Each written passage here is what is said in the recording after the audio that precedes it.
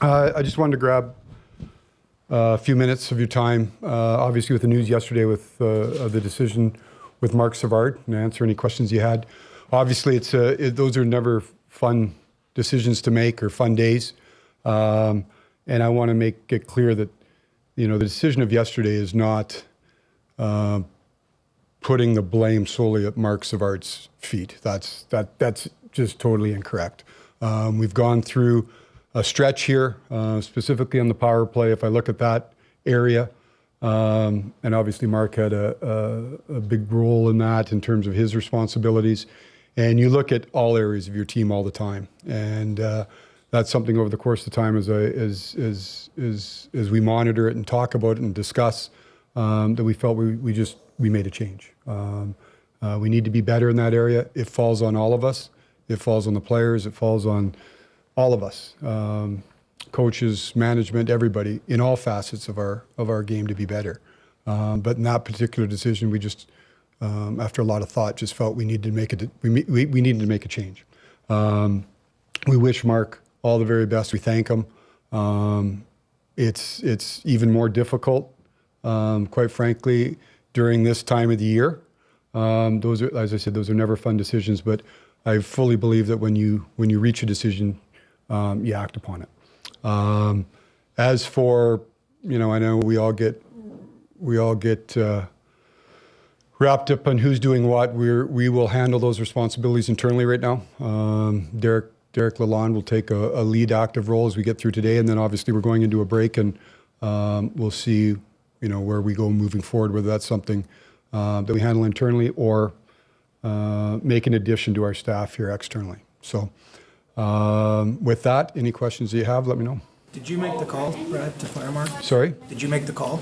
Well, ultimately, I'm the manager, so you make the call, but I'm in constant discussion, right? I think, I know that we will all want to try to decipher, whose decision, right? Ultimately, it's my decision, but those are not done in a vacuum. You speak with your staff. Chief and I speak constantly through every day, and you speak with your management staff, and then ultimately you come to a decision.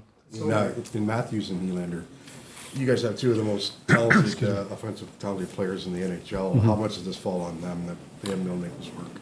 Well, you know what, Terry, falls on all of us. Sure, the players have a responsibility, right? And this doesn't absolve anybody. As I said, this is not, we throw somebody out and say blame this person. It's a group responsibility. In this job, you always have to make decisions. So ultimately, it does fall back on the players. It falls back on all of us. But I just felt as we go through it, it was a change that we could make, right? It's a change that we could make to change the dynamic, change maybe a little bit of the play, how we go about our business in the power play, but make it clear, Marc or any coach doesn't operate in a vacuum, right? They talk, and there's a lot of group input, but ultimately you have to make a decision, and I felt in discussion ultimately with everybody that we just wanted to, we need to make a decision there. It's so rare for an assistant coach to be dismissed mid-season, and just that, how much were you as an organization or even yourself feeling the pressure of the results recently, and how long did you contemplate? Well, yeah, I know what you're saying, David.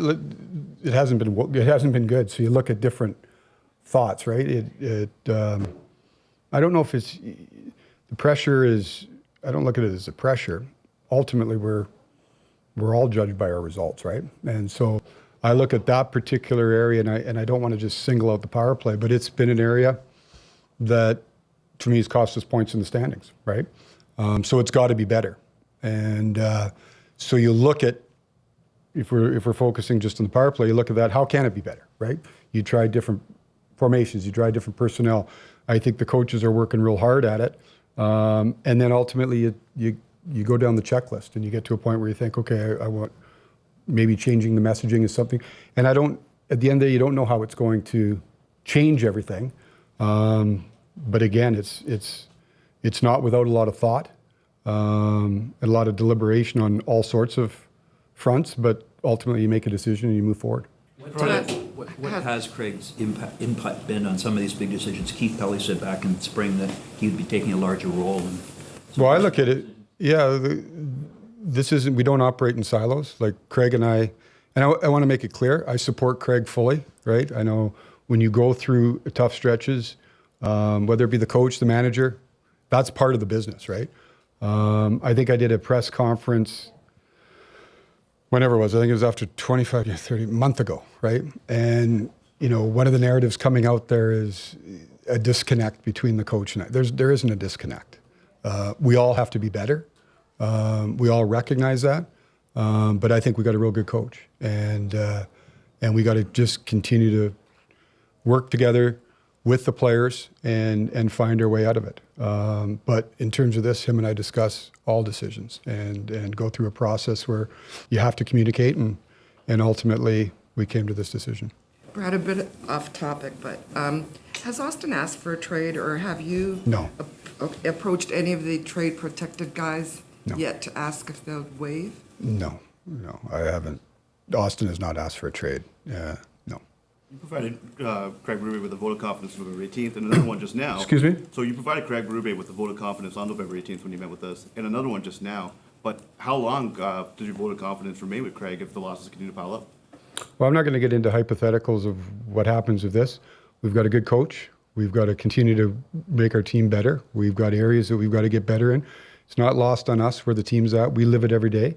But I think we've got a real good coach. And that's not to say we don't change some things, tweak some things. We've done that over the course of the last couple of weeks.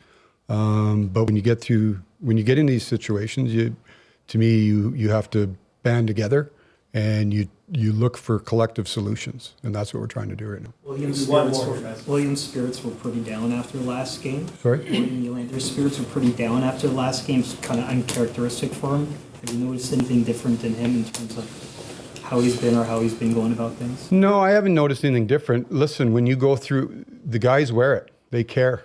And when you're going through a difficult time,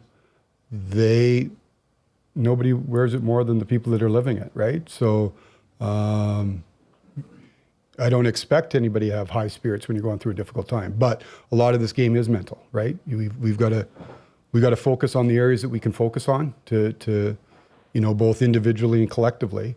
So part of the job is getting people, trying to get their mindset right? When you go through difficult times, the negativity, when you're going through a personal challenge in terms of going through a dry spell, obviously negativity, all the things that creep in, right? Doubt, all the rest of it. So part of that is trying to keep people positive as you go through it. But he wears it like all the players wear it right now. So now we just got to continue to muscle through it, right? You're going through it. We're going through one. So we got to continue to find ways to be better, both individually. My job's to help with that, and we'll continue to do it. Brad, when you look at approaching trade conversations or renewing them with certain teams, are you looking to make a trade at some point here to help salvage the season and still believe in the team's playoff chances, or at some point are you starting to look at making moves to get the most out of some assets and look to next year? Yeah, I don't think we're turning the page right now, Pierre, on the season. You continue to monitor your team. You know what's going on in the league. You're having discussions with different teams. So, we're not here waving a white flag. You always look at change, a lot of it. But for the most part, you have to internally I don't say all the answers are internally. You can always, if you can find somewhere to help your team from bringing a player in or making a deal, obviously that's what you look to do. But when you've got people that are underperforming, the best way to turn around is getting people playing to the level that they can, and that's where a lot of the lion's share of the work is. My job is to continue to talk to everybody and see if there's things out there that can help us, and that doesn't change.